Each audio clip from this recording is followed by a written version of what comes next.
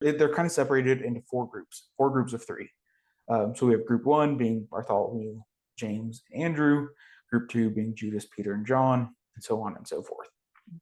And it kind of does that to move the space around.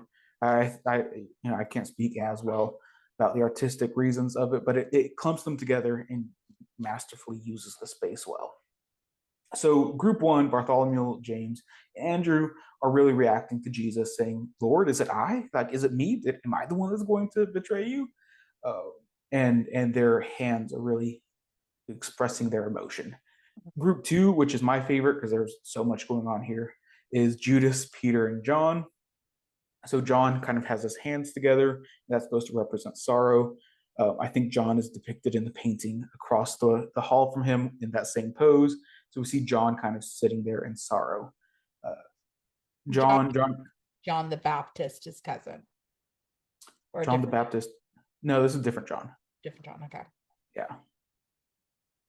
Um, yeah, John the Baptist is dead at this point, I think, if I remember correctly. Poor guy. Or John. But John is usually depicted as the youngest disciple, often with feminine characteristics.